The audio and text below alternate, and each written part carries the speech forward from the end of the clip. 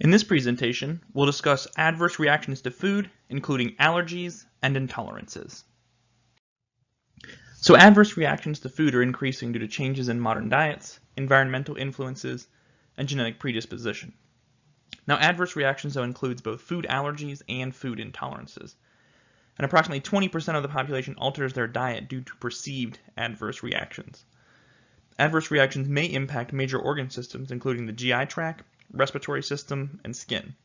And so it's important to make sure that we screen and assess individuals that are having these adverse reactions. Now, some terms to discuss is we want to talk about, so we have antigens, which is a substance, usually a protein, that the body recognizes as foreign and that can evoke an immune response. So this is things like viruses, bacteria, cancer, and food antigens. Now we also have allergens, which is a common environmental substance that can produce a hypersensitive allergic response. And this is things like pollen, pet dander, dust, and various foods. Now looking at food allergies, so these are an adverse immune-mediated reaction to a food and a hypersensitivity. And so reaction is usually due to ingestion of a protein or hapten.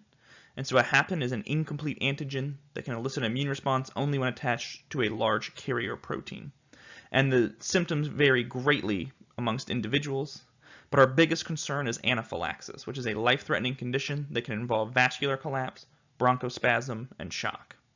And so food allergies affects approximately 4% of adults and approximately 5 to 8% of children.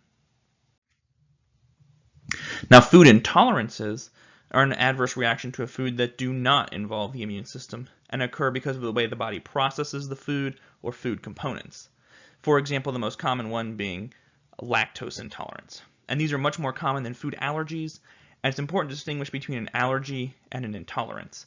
So especially if people, for example, may have problems processing a raw food versus a cooked food, and so especially when people say, oh, I'm allergic to onions, and what they really mean is I just don't like them or they upset my stomach, which is very different, right? So if we have to sanitize an entire kitchen versus not serving the patient onions. We also have food sensitivities. So when an adverse reaction, and it's not clear whether the reaction is due to an allergy or an intolerance, and these are often used interchangeably though with food allergies and food intolerances. For example, though gluten sensitivity, but not celiac disease. And so again here we can see, so our adverse reactions again is that larger umbrella term. Then we have our food allergies, which are immune mediated, which we see has IgE. We then have our mixed IgE or non-IgE and cell mediated. Then we have our food intolerances, which are non-immune mediated. So looking at heredity, so we have atopy, so a genetic predisposition to produce excessive IgE antibodies in response to an allergen. And a study by Pierre-Hohen et al. Showed that children with both parents reporting an allergy were 3 times more likely to have a food allergy when compared to children with parents reporting no allergies. And children with one parent reporting an allergy were twice likely to report a food allergy when compared to children with parents reporting no allergies. Now we also have to look at antigen exposure and environmental factors. So this includes things like exposure to food antigens, early exposures to microbes, toxins, and tobacco smoke, levels of stress and exercise, exposure to cold, maternal diet, and exposure to food antigens through breast milk. Now one of the things we'll talk about is GI permeability and leaky gut, and excessive amounts of bacteria as dysbiosis, which can influence the gut immune function. And so GI permeability is greatest during infancy, and so again looking at those early exposures. And one of the things we're going to talk about is GALT, or gut-associated lymphoid tissue, which is the largest massive lymphoid tissue in the body. And so this includes lymphoid aggregates found in the small intestine, large intestine, stomach, esophagus, and appendix. And so we're seeing more and more, and we're recognizing the GI's role in immune function. Now looking at the cells of the immune system, so we have 3 groups of white blood cells. We have macrophages or monocytes, which are antigen-presenting cells. We have granulocytes, including neutrophils, eosinophils, and basophils. The basophils producing histamine. And we have our lymphocytes, which are produced from lymphoid stem cells, including our T cells, which originate from stem cells and are then transported to the thymus gland where they mature, and B cells, which originate from stem cells in the bone marrow, and we have natural killer cells. Now again, our T cells, we have our helper T cells, T4 or CD4 cells, and there's actually two subtypes. So we have Th1, which helps activate the cellular immune response, and Th2, which increases the production of antibodies to activate the allergic response. We then also have our cytotoxic T cells, which is our T8 or CD8 cells, and these are capable of killing infected, tumor, or transplant cells directly. Now, B cells produce antigen-specific antibodies in response to antigens. So remember that antibodies are proteins made in response to an antigen that assist in the destruction or neutralization of that antigen. And the union of the antigen and the antibody results in the release of granules from mast cells and basophils and the release of chemical inflammatory mediators. And so cellular damage results and the symptoms of an allergy occur. So again, looking at antibodies, so each antibody contains a globulin protein, also called immunoglobulins, or Ig, and there's 5 classes of antibodies which are based on their structure. So we have IgG, which is the most abundant, with 75% of the Ig in the serum. We have IgA, which is 5 to 15% of Ig in the serum. IgM, which is about 5 to 10% of the Ig in serum. IgD is found on the surface of B cells. And then we have IgE, which is involved in allergies to food and respiratory allergens. After ingestion, the allergen combined with IgE causes the release of chemical inflammatory mediators, including histamine, enzymes, prostaglandins, and interleukins or cytokines. These mediators can cause itching, pain, reddening, tissue swelling, constriction of the airways, and fluid secretions. So here we can see again we have exposure to peanuts. We then have this antigen producing cells. We have our interleukin release. We have the B cells communicating with the plasma cells. We then see our peanut specific IgE. We have a receptor on the mast cells, and we then have our symptoms that are associated with an allergic response of itching, swelling, vomiting, cramps, and diarrhea. Now looking at IgE mediated reactions, these have a rapid onset in minutes to hours, and exposure can occur via inhalation, skin contact, or ingestion. And symptoms involve the GI with nausea, vomiting, and diarrhea, the skin with reactions like hives, and a respiratory response such as anaphylaxis. And so food anaphylaxis is an acute, severe, and sometimes fatal immune response occurring after exposure to an antigen. And so the signs and symptoms include respiratory distress, abdominal pain, nausea, vomiting, diarrhea, cyanosis, arrhythmia, hypotension, shock, and cardiac arrest. So looking at the 8 most common allergens, remember these are the ones that must be included on food labels.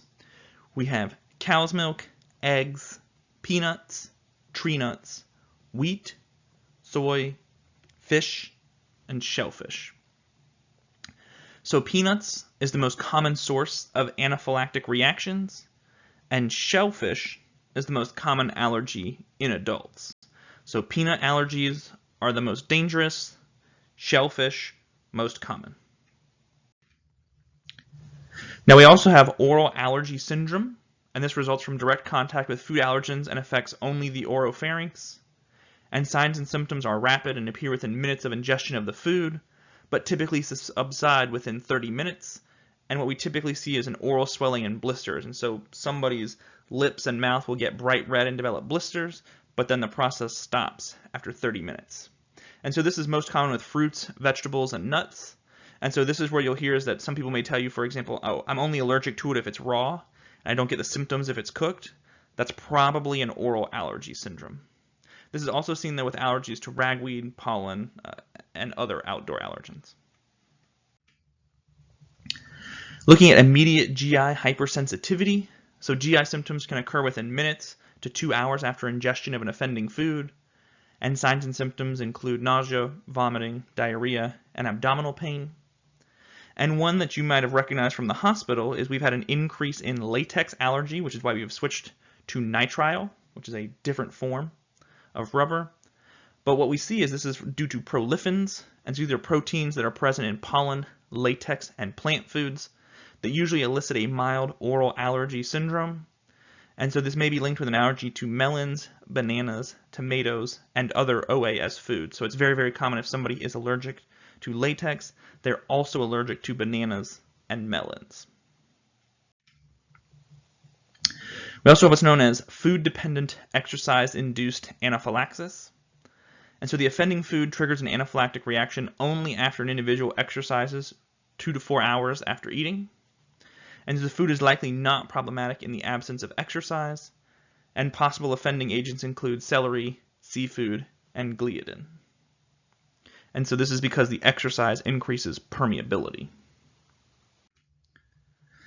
Looking at food intolerances, we have lactose intolerance, which is due to a lactase deficiency. And so this is often genetic or a result of aging. And signs and symptoms include gas, diarrhea, abdominal cramping, and bloating. There's also other carbohydrate intolerances, though. And so maldigestion and malabsorption of FODMAPs may occur, or patients may have fructose intolerance. Looking at food additives, yellow dye number 5 has been known to cause hives. MSG can cause flushing, headache, chest pain, nausea, abdominal pain, and asthma. And sulfites can irritate the lungs and lead to bronchospasms in people with asthma. So looking at a diagnosis, so we always do an H&P and a nutrition assessment first. And so if they're working with an allergist, right, so on the team is they'll often do a skin prick test. And so the skin is pricked and a food allergen droplet is placed on the skin, and results are obtained in 15 to 30 minutes. Though this is contraindicated in children with atopic dermatitis, as you will see a false positive reaction. And so this is what the scratch test looks like. What they take is it looks like about the size of a thimble with a very small needle on it, and they scratch you, and what it is it's been dipped in one of these. So for example, histamine, feathers, cats, dogs, etc. And so there's a solution that has those antigens in it, and they give you a very slight prick / scratch on your skin, and you can see if it swells up, you are then allergic to that substance. And so here you can see an example of atopic eczema. So again, this would not be a patient that they would be doing a skin test on, because again, it'd be very likely that you would get a false positive. Now again, we can also use radio allergoabsorbent test, or RAST, and enzyme-linked immunosorbent assays, or ELISA. So a blood sample to test for levels of IgE. We can also use CAP fluorescent enzyme immunoassays.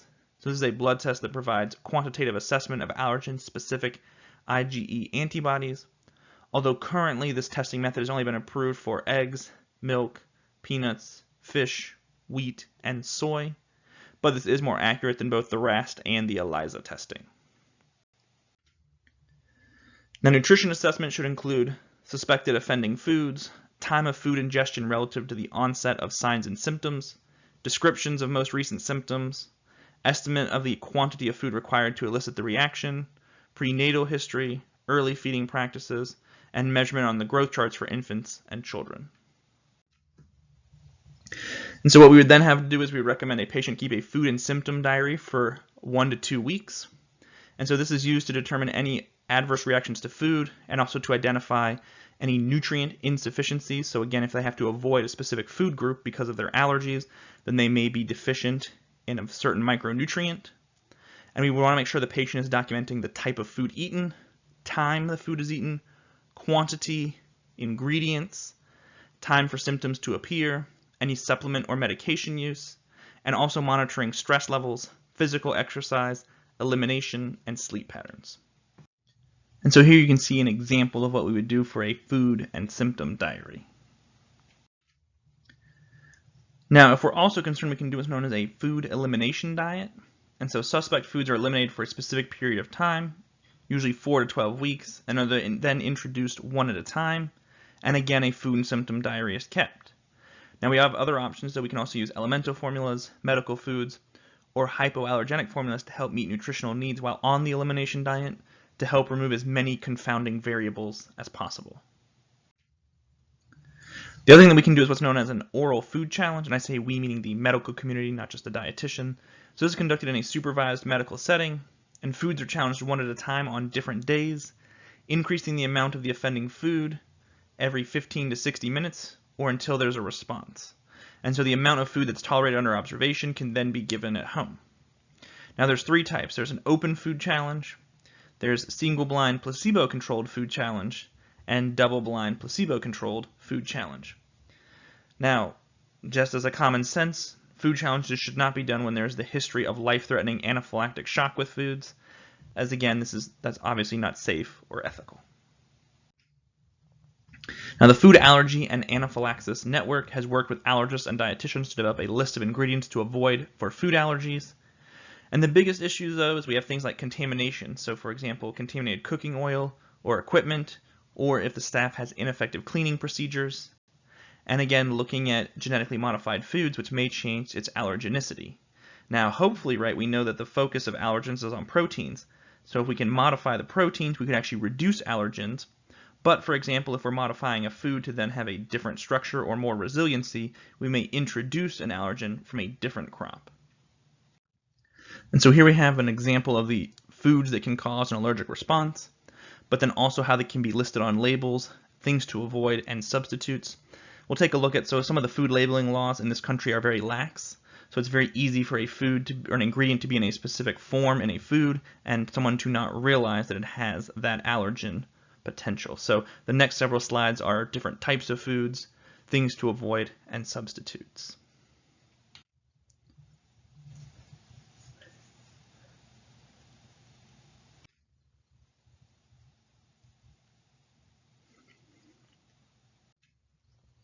So looking at the Food Allergen Labeling and Consumer Protection Act of 2004. So this is what required the top 8 allergens to be clearly listed by manufacturers as an ingredient on a food label. Again, that's milk, eggs, fish, shellfish, tree nuts, peanuts, wheat, and soy. This applies to all packaged food sold in the U.S., but does not apply to USDA regulated products such as meat, poultry, and some egg products. So for example, your fish will not say on it, warning, contains fish. Does not list the sources, though, of possible contamination, but may voluntarily list potential unintended allergens that may be present due to cross-contamination, and does not apply to prescription medications or alcoholic beverages. It also does not apply to food packaged or wrapped after being ordered by the customer. So again, if you're buying fish at the seafood counter, it will not say, warning, contains fish. So here we have some strategies for coping with food allergies, including substitutions, what to look for when eating out, grocery shopping, and label reading. Now we want to make sure that we monitor the nutrition status for children with food allergies, as malnutrition and poor growth due to inadequate elimination diets may occur. And children may outgrow allergies, with 11% of children with egg allergies and 19% of children with milk allergies having resolved their allergies by age 4, and 80% have resolved their allergies by age 16. However, peanut allergies are considered a lifetime allergy in most cases. Remember, peanut is the most dangerous and is usually lifelong. So looking at the prevention of food allergies, so there's a lack of evidence to suggest maternal avoidance during pregnancy helps prevent atopic disease in infants. And recent research indicates that exposure to food antigens during pregnancy and in breast milk is more likely to lead to tolerance rather than sensitization to those foods in the infant. Looking at breastfeeding, so breast milk contains immunologically active compounds which help develop the immune system. And exclusive breastfeeding for the first 3 months protects against wheezing in early life. Exclusively breastfeeding for the first 4 months is recommended for infants at high risk of atopic disease. And breastfeeding without any maternal restriction is strongly encouraged. However, some allergens can pass into breast milk and may need to be avoided if they cause an allergic reaction in the infant. Infants may need partially hydrolyzed or extensively hydrolyzed formula to replace cow's milk-based formulas, and solid food should not be introduced until 4 to 6 months of age. And maternal diets high in antioxidants may prevent the development of food allergies in infants. Other areas of research that we're exploring include folate, pre and probiotics, and again exploring more of the GI's role in immune function, PUFAs, and vitamin D. So let's take a look at some practice questions. So a major difference between food intolerance and a food allergy is that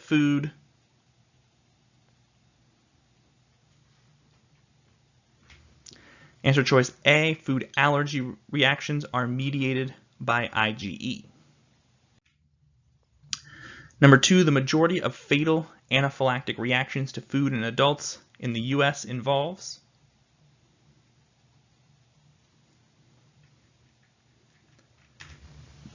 And this is answer choice C, peanuts or tree nuts. So remember, peanuts are lifelong and the deadliest. Number 3, which of the following is not one of the allergens required to be listed on a food label?